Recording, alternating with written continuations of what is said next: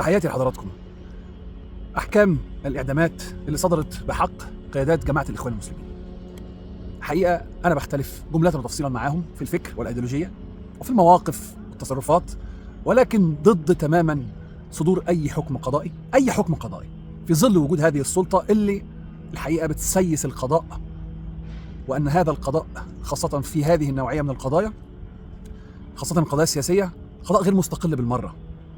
فأنا حبيت أبرأ ذمتي أمام الله سبحانه وتعالى وأمام هذا الشعب من هذه الأحكام، وأعلن عن رفضي وعدم رضائي وعدم قبولي هذه الإعدامات وهذه الأحكام الجائرة الظالمة الصادرة عن قضاء غير مستقل تماما وقضاء مسيس، والعالم كله يعلم ذلك.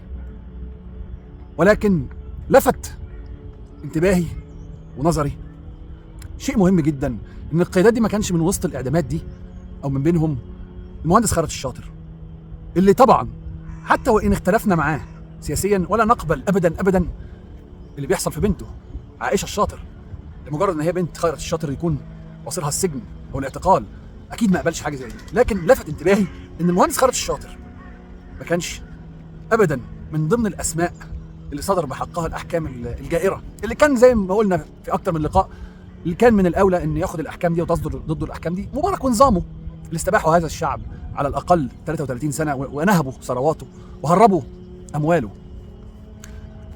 خيرت الشاطر ليه ما كانش من ضمن الاسماء اللي تضمنها الحكم او احكام الاعدام؟ وليه ما كانش من ضمن الاسماء اصلا المتهمه في القضيه دي؟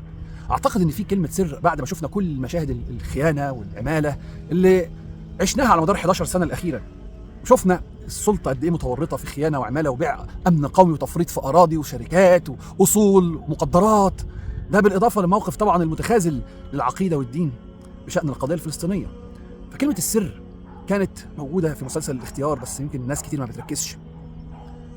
لما كانوا بيجيبوهم يقعدوهم جنب الاباجوره طنطاوي لعنه الله عليه وعنان اللي متلوثه يداهم بدماء الثوار، ثوار يناير وكل مواقع الاشتباك، محمد محمود 1، محمد محمود 2، ماسبيرو، مجلس الوزراء، الدفاع الجوي، بورسعيد، وطبعا نهايه بقى رابعه والنهضه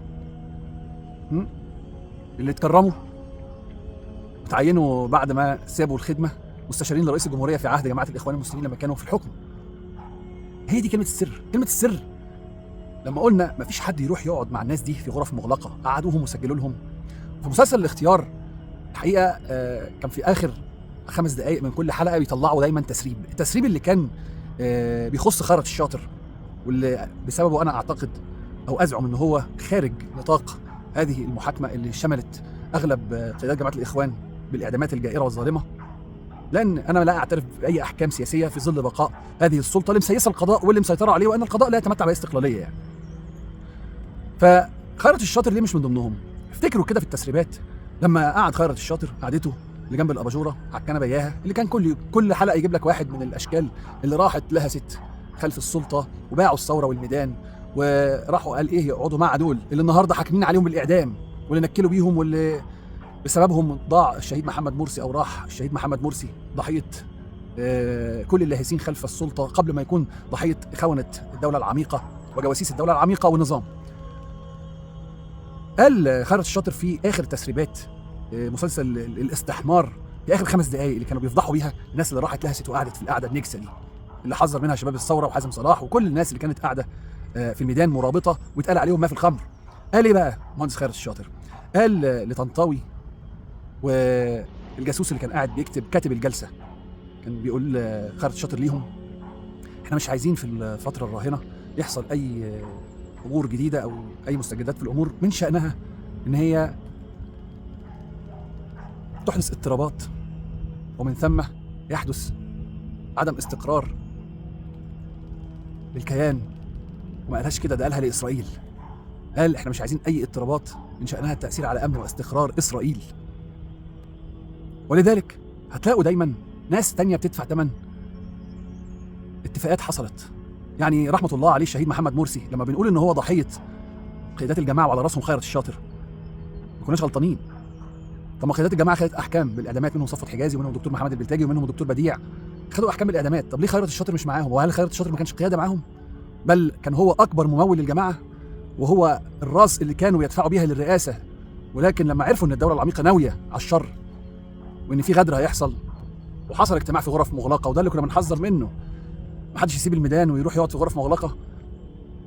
اتضحى بالدكتور محمد مرسي رحمة الله عليه الشهيد، صح؟ كلمة السر يا سادة اللي حمت رقبة خيرت الشاطر من إنه ينضم لقافلة الإعدامات الجائرة هي استتباب الأوضاع في إسرائيل. عرفتوا حضراتكم؟ هي نفس اللعبة ونفس كلمة السر بتاعت أمن وسلامة المواطن الإسرائيلي جنبا إلى جنب لأمن واستقرار وسلامة المواطن الإسرائيلي. هي دي كلمة السر. اللي بيقول كلمة السر ما تطرش رقبته، لكن يتضحى بناس تانية. عشان كده دايما كنت بقول على الدكتور مرسي أو الشهيد مرسي رحمة الله عليه هو وابنه هم ضحية الناس بتعقد اتفاقات في غرف مغلقة.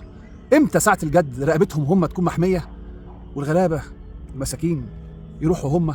ولكن في السياسة زي ما قلنا هي دي النتيجة المنتظرة.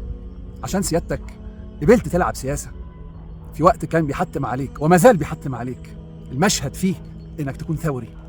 شوفوا كده على مدار التاريخ كم رجل سياسة قدر ان هو يطلع بسمعة طيبة او يحقق طموحات وتطلعات شعبه. شوفوا كده، هل هم اللي نجحوا السياسيين ام الثوريين اللي زي غاندي، اللي زي نيلسون مانديلا، اللي زي دا سيلفا بتاع البرازيل؟ كل دول ثوريين. شوفوا كده الثوريين دول قدروا ان هم يوصلوا بشعوبهم لبر الامان. وشوفوا السياسيين عملوا ايه، وشوفوا العسكريين عملوا ايه. انتوا قارنوا وهتعرفوا توصلوا للنتيجة الصحيحة. مش معنى ان انت اختلفت حتى مع خيرت الشاطر تقبل اللي حصل بنته بريئة، وحسبنا الله ونعم الوكيل في اللي ظلم بنته، وحسبنا الله ونعم الوكيل في اللي ظالم اي انسان لمجرد اختلافه مع والده او مع حد من قرايبه. الظلم ما تقبلش بيه لا على نفسك ولا على غيرك، لانك لو قبلته ثانية واحدة على غيرك اعرف ان انت اللي عليك الدور، ويوم ما هيجي عليك الدور مش هتلاقي حد يقف جنبك. حبيت اعرفكم ان الناس بتتخدع كتير، ومن الباب اللي بيدخل منه دايما الشيطان سد واستريح. دي نصيحتي. وياك تخون تاني ناس عندها بصيرة. ربنا يفك أسر كل شباب الثورة وحازم، وانا دفاع عنهم اقسم بالله مش لاشخاصهم بقدر ما هو دفاع عن موقف وتصرف. الثورة كان زمان بنقولها عليها ثورة، النهارده الحل اصبح مقاومة ومحاكمات، مقاومة وقصاص. بسم الله الرحمن الرحيم. فمن اعتدى عليكم فاعتدوا عليه بمثل ما اعتدى عليكم. وهنا بتتجسد المقاومة. بسم الله الرحمن الرحيم. ولكم في القصاص حياة يا أولي الألباب. من هنا بتتجسد المحاكمات. وإن تنصروا الله ينصركم ويثبت أقدامكم. انصروا الله بأن أنتم تقاوموا لما يعتدى عليكم، وأن أنتم تقيموا المحاكمات تنفيذا لقصاص الله. غير كده ملناش منفذ ولا مخرج ولا نجاة. ربنا سبحانه وتعالى لما اتعاند في شرعه وهو أحكم الحاكمين وهو المشرع، واجتهدوا علشان يكرموا اللي قتلوا الثوار وأيديهم ملوثة بدماء الثوار وأقصد طنطاوي وعنان، لما تكرموا بقوا مستشارين رئيس الجمهورية وما تعدمش النظام وما تطبقش الشرع وأحكام الشرع بحق هؤلاء القتلة. فربنا سبحانه وتعالى أذاق من عقدوا معهم الاتفاقات وأبرموا معهم البروتوكولات في الغرف المغلقة، جعل نهايتهم على أيديهم. محدش كسب منهم حاجة، بل بالعكس خسروا وخسروا الموجة الأولى للثورة. ربنا ما بيتعاندش، ربنا في شرعه ما بيتعاندش. ربنا لما يقول لك من قتل يقتل ولكم في القصاص حياة يا أولي الألباب، ما تجيش حضرتك تقول لي أنا باسم الدين هحكم وتفرط في القصاص وتكرم اللي قتل الثوار. سكوت الشعب على دم ثوار يناير هو اللي أدى في النهاية برضه إن الناس سكتت بعد ما اتقتلوا اللي في رابعة وفي النهضة. ودي كانت نتيجة محتومة، لأن الأفعى عرفت إزاي تقسم الصف الثوري. ولكن ربنا يسامحهم اللي كانوا السبب، اللي سمحوا وادوا الفرصة للدولة العميقة إن هي تنتقم من الثورة وراحوا لها سوجريو. لا سبيل لنا إلا بالمقاومة الحقيقية. إذا اعتدي علينا فمن اعتدى علينا لازم نعتدي عليه، مش حدش روحه أحسن ولا أغلى من حد، ولازم نعقد القصاص. وصلت؟ اللهم قد بلغت، اللهم فاشهد. لا إله إلا الله.